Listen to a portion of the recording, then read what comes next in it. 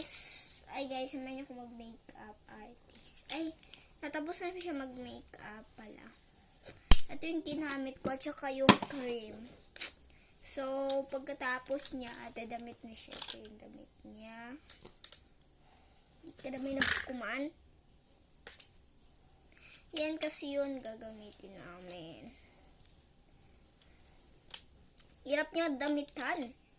Ewan ko kung saan to nagmana. Ayun yung dumamit. Ayun yung mag-uniform. Gusto niya yun. Dress lang lagi. Dress naman to eh. Etong uniform niya. Malapit na siya mag-graduate.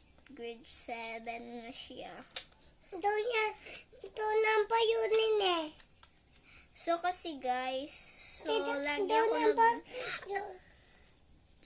kasi guys, I like this one. Talaga, maganda siya. Ate, okay ka pa niya. Payo ako. Time pa na pa may bo. So, okay na siya. Susuklayan na natin siya ito. Oh, diba? So, ganito lang yan igagawa ko sa kanya na pupong. Okay ka pa. Wait lang. So, yan.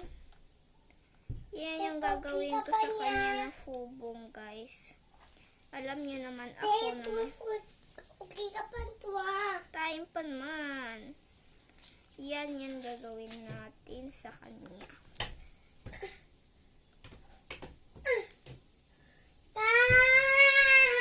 Hindi ko kaya. Sige, so, time pan. How?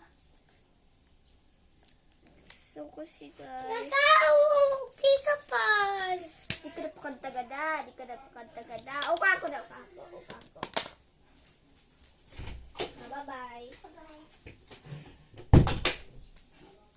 So guys, okay na yun. Tapos, simple lang. Ganyan, susulupitan ko lang dito. Para maganda naman tignan. Para siyang bata ko pa yun sa kanya. Ako talaga yung nagpamamahal sa kanya.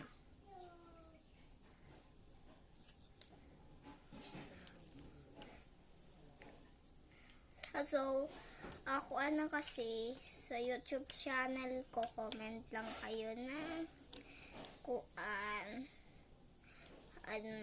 comment lang kayo nung share nyo lang ako. Bye-bye. Well,